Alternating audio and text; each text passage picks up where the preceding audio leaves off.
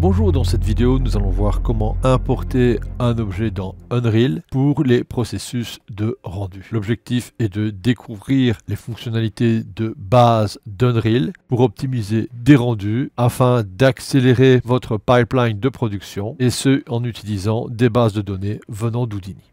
Notre objectif premier va donc être d'exporter une géométrie d'Houdini, une géométrie d'exemple. Donc vous avez différentes possibilités. La première, c'est de faire bouton droite à l'intérieur de l'espace objet d'Houdini sur le nœud Save Géométrie. Vous allez choisir un dossier. Ici, j'ai choisi un dossier qui s'appelle Test Unreal Source. Vous choisissez un nom, vous mettez l'extension OBJ. Cliquez sur Accept et par la suite, vous recliquez sur Accept. Si d'aventure, vous voulez exporter avec des formats plus riches, c'est-à-dire FBX ou et alambic, File, Export.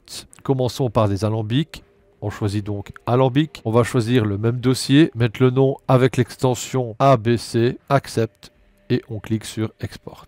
Concernant les FBX, on va dans File, Export, Filmbox, FBX. Toujours dans le même dossier, cette fois-là vous mettez le même nom mais suivi de l'extension FBX. Accept et vous cliquez sur Export. On va lancer Unreal et ici vous allez remarquer que j'utilise la toute dernière version 5 d'Unreal. Plusieurs presets vous seront proposés. On va choisir le preset Film Video and Live Event. Nous allons prendre la première proposition. Vous allez choisir un dossier dans lequel vous allez mettre le nom de votre projet. Create. Unreal va créer un dossier portant le nom de votre projet avec différents sous-dossiers que nous verrons dans les vidéos suivantes. Ici, c'est uniquement une découverte, une introduction par rapport au passage d'un objet Houdini vers Unreal. Unreal va ouvrir votre projet contenant différents éléments, dont une box et des setups de lighting. Vous allez avoir comme ça aussi un environnement qui sera déjà créé. Tous ces éléments, vous allez les retrouver ici dans le Outliner. Il suffira de les sélectionner pour les activer ou les désactiver. Nous verrons qu'il existe des raccourcis clavier vous permettant de faire ça directement dans la vue. Ce qui est donc intéressant, c'est qu'éventuellement, vous pouvez désactiver l'atmosphérique fog, le sky sphere, ce qui vous permettra d'avoir un background totalement noir. Dans le viewer, vous avez par défaut la grille et les icônes qui sont affichées. Il faut appuyer sur G au clavier pour afficher ou cacher la grille et les icônes qui représentent les différents éléments tels que les lumières. Vous pouvez sélectionner vos éléments en cliquant simplement dessus. Pour zoomer sur ces éléments, vous appuyez sur F lorsqu'ils sont sélectionnés. Il est évident que vous pouvez les sélectionner dans la vue Outliner. F, c'est donc un focus sur votre sélection. Dans ce cas-ci, c'est le référent sol floor qui est sélectionné. Si je clique sur le bouton de gauche de ma souris dans la vue, je tourne dans mon univers. Si j'appuie sur Alt, je tourne par rapport à ma sélection. Bilan en cliquant sur le bouton de gauche et en faisant Alt, vous tournez par rapport à l'objet sélectionné. En cliquant et en maintenant la pression sur le bouton du milieu, vous allez déplacer à l'horizontale et ou à la verticale. Et si vous utilisez la roulette de la souris, vous allez vous rapprocher et vous éloigner. Vous pouvez aussi utiliser une pression simultanée sur le bouton de gauche et le bouton de droite de votre souris pour avoir un déplacement horizontal et vertical à l'instar d'un clic sur le bouton du milieu de la souris. Pour recadrer sur l'élément, appuyez sur F. Via le bouton droit dans la vue, vous allez accéder à différentes options, dont une partie qui est le View Option. Go Here permettra de réinitialiser la vue par défaut. Si un objet est sélectionné, vous pouvez appuyer sur H pour le cacher, ce qui revient exactement à la même fonction que de venir dans le Outliner et de cliquer sur l'afficher. Si vous appuyez sur CTRL H dans votre viewport, vous réactivez tous les éléments du Outliner. Bouton droite, allez dans la partie Actor Options, Visibility et vous allez retrouver vos raccourcis clavier et ou d'autres options. Exemple, je sélectionne uniquement le floor. Bouton droite, Visibility, Show Only Selected. Je vois que mon objet est sélectionné, mais mes lumières ne sont plus affichées et donc par définition plus actives. Vous pouvez revenir dans le Outliner et réactiver les éléments que vous avez besoin.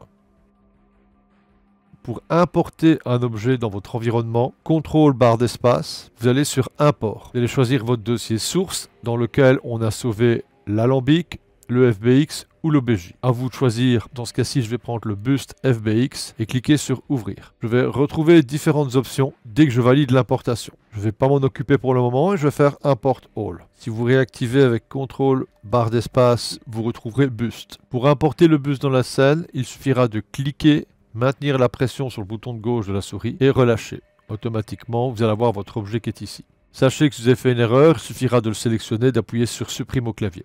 Pour zoomer, vous appuyez sur F et on remarque que le buste est très petit. Vous avez ici les transformations, vous pouvez éventuellement modifier l'échelle, mais il est préférable dans ce cas de modifier directement à l'importation. Nous avions eu le menu dès qu'on avait fusionné le buste dans la scène via Import. Alors maintenant, on va voir comment on peut rééditer ce menu. Il suffit de faire bouton droite, Edit Bust. Vous allez retrouver ici différents menus dont certains correspondent à ceux qu'on avait lors de l'importation. Dans cette fenêtre spécifique à l'objet importé, vous pourrez avoir des options d'optimisation de géométrie et ou de spatialisation. C'est celle-là qui nous intéresse. Nous allons aller dans Transform. On voit ici Import Uniform. Je vais mettre 100 et pour la rotation, et si jamais il y a un souci de rotation, vous pourrez modifier ici.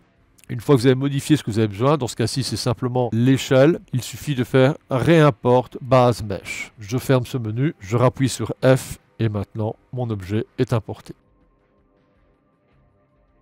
Pour modifier l'aspect, si votre objet est sélectionné, vous allez retrouver en plus des transformations une partie matériaux. Vous pouvez choisir parmi les matériaux prédéfinis qui sont au sein d'Unreal pour avoir directement votre résultat. Je vais cacher certaines informations. Vous pouvez appuyer sur Alt lorsqu'il est sélectionné pour le dupliquer. Pour déplacer un objet, soit vous utilisez les flèches, ou alors un petit tips, votre objet est sélectionné, vous appuyez sur CTRL et vous le déplacez. Sachez que si vous faites CTRL majuscule, vous synchronisez aussi le viewport.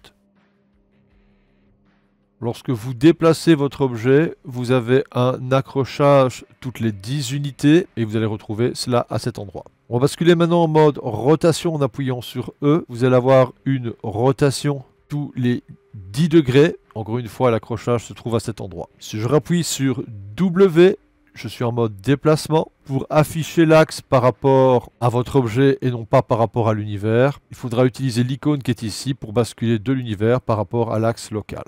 Avec R, vous aurez les modifications d'échelle et toutes ces modifications, vous allez les retrouver dans les transformations. Pour réinitialiser, il suffira de venir dans les valeurs de transformation et cliquer sur les flèches pour réinitialiser certaines opérations. Voici pour ce qui est de l'importation des OBJ, des alambics et des FBX venant d'Houdini et quelques tips pour se familiariser à l'environnement d'Unreal. À bientôt!